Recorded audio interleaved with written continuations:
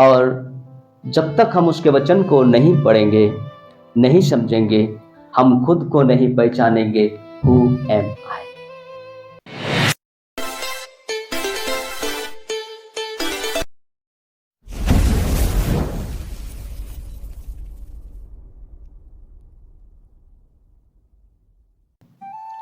Praise the Lord. परमेश्वर के नाम की महिमा हो। और आप सभी को ख्रिस्ट यीशु में मेरा जय मसीह और स्वागत है आज की आराधना में, जो परमेश्वर ने ठहराया है कि उसके नाम की महिमा हम करें। मनुष्य सृष्टि की संरचना अद्भुत प्रकार से परमेश्वर ने की है। उत्पत्ति 1 का 1 और 2 पद को जब हम पढ़ते हैं, हम एक बार पढ़ दें उसको। उत्पत्ति 1 का पहला और दूसरा पद। आदि में परमेश्वर ने आकाश और पृथ्वी की सृष्टि की। पृथ्वी बेडौल और सुनसान पड़ी थी और गहरे जल के ऊपर अंधियारा था, तथा परमेश्वर का आत्मा जल के ऊपर मंडराता था। तो उत्पत्ति के पुस्तक में जब हम सृष्टि के वर्णना को देखते हैं, तो वहां अध्याय 1 से लेके अध्याय 3 तक सृष्टि का वर्णन किया हुआ हम पाते हैं। लेकिन अध्याय 1 से अध्याय 3 तक में यदि हम एक एक पद को निहार कर देखेंगे, तो वहां पर सारे स्वर्गीय दृश्य से लेकर के पृथ्वी के अंत के न्याय तक का हमें छवि दिखाई देगी। स्वर्ग के सृष्टि से लेकर के संसार के अंत का छवि हमें उत्पत्ति 1 से 3 अध्याय को यदि हम गहराई से मनन करें तो हम देख पाएंगे। और वहीं पे बाइबल संपूर्ण होती है, क्योंकि यीशु मसीह वहां पर केंद्र बिंदु है। यीशु मसीह वहां पर केंद्र बिंदु है। हम यहां देखते हैं कि 1 का 1 और 2 पद में कि आदि में परमेश्वर ने आकाश और पृथ्वी की सृष्टि की। In the beginning, that means before the creation, सृष्टि से पहले परमेश्वर ने, अर्थात ये पृथ्वी और ये सारे सौरमंडल और मनुष्य और प्राणी का सृष्टि करने से पहले ही आकाश और पृथ्वी की सृष्टि हो चुकी थी। मैंने पहले भी बताया कि साइंटिस्ट ने सृष्टि के विषय में जब रिसर्च किया, तो उन्होंने बताया कि सारा दुनिया जल में डूबा हुआ था। अभी भी जब वे लोग पृथ्वी की मिट्टी का रिसर्च करते हैं, तो वो मिट्टी चाहे जितने भी सूखी भूमि से लिया जाए, वहां पे नमी दिखाई देती है, मिट्टी में नमी दिखाई देती है।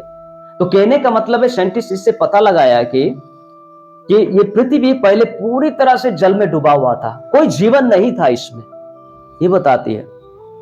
तो ये बाइबल कितना सत्य है, इस बातों को कौन नकार सकता है? क्योंकि सृष्टि के समय पर कोई मनुष्य था ही नहीं जो सृष्टि के वर्णना को अच्छी तरह से लिख सके। और इसी वजह से बाइबल में जो लिखी गई बातें वो पवित्र आत्मा के द्वारा प्रेरणा पाकर उनके लोगों ने लिखा, अर्थात परमेश्वर के लोगों ने लिखा। और उन्हें भी, जो वे लिख रहे थे, उन्हें भी पता नहीं था कि हम क्या लिख रहे हैं, क्योंकि पवित्र आत्मा उन्हें लिखवा रहा था, पवित्र आत्मा उन्हें अगुवाई कर रहा था, और वे लोग इन बातों को लिखे। और आज जाकर विकसित दुनिया में, टेक्नोलॉजी की दुनिया में, ज्ञान विज्ञान की दुनिया में ये सारी बातें प्रूफ होती जा रही है।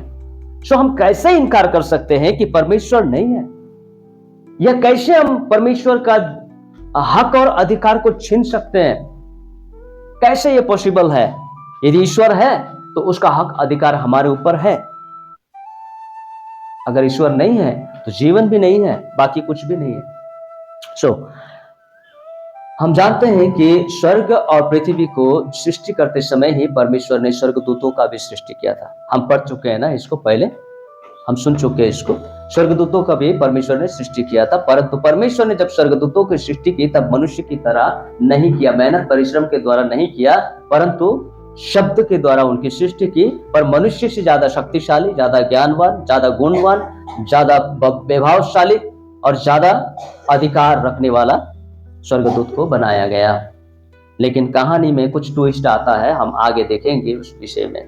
मनुष्य की संरचना हम देखते हैं 1 का 26 और 27 में। यहाँ हम देखते हैं कि परमेश्वर ने जब मनुष्य की सृष्टि की, तो लिखा है वो अपने ही स्वरूप में और अपने ही समानता में मनुष्य की सृष्टि की। लेकिन स्वर्गदूतों के विषय में आप उत्पत्ति से लेकर प्रकाशित वाक्य पूरा पढ़ लीजिए, कहीं नहीं मिलेगा कि परमेश्वर ने स्वर्गदूतों को अपनी समानता में सृष्टि की, कहीं नहीं मिलेगा।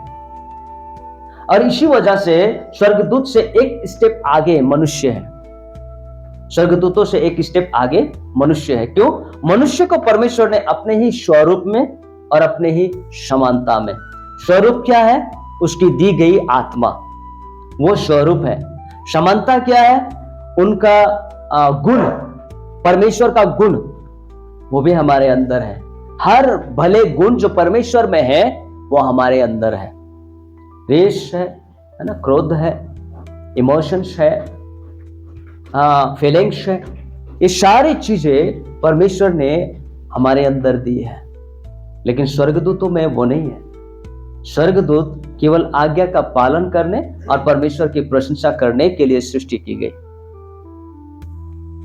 पर मनुष्य फ्री विल सृष्टि किया गया। जैसा परमेश्वर स्वतंत्र है वैसा मनुष्य भी स्वतंत्र बनाया गया, कोई बाधा, कोई विघ्न नहीं दिया गया। और मनुष्य की सृष्टि परमेश्वर ने अपने हाथों से की, अपने समानता में की, अपने स्वरूप में की। हम दो अध्याय का 7 से 24 पद में हम देख सकते हैं, उसको हम पूरा नहीं पढ़ेंगे, कुछ खंड को पढ़ेंगे। दूसरा अध्याय उत्पत्ति, उसका 7 पद हम पहले पढ़ेंगे, 7 से लेके 9 पद। तो यहाँ हम देखते हैं परमेश्वर ने मनुष्य की सृष्टि किस प्रकार से की। यहाँ लिखा है मिट्टी से की, यानी कि परमेश्वर ने मेहनत किया, मिट्टी लिया, उसको गूंदा, एक आकृति दी और उसने अपने जीवन का श्वास फूंक दिया। दैट मीन्स आत्मा भर दिया। जैसे ही आत्मा भर दिया वो जीवित प्राणी बन गया, वो जीवित प्राणी बन गया।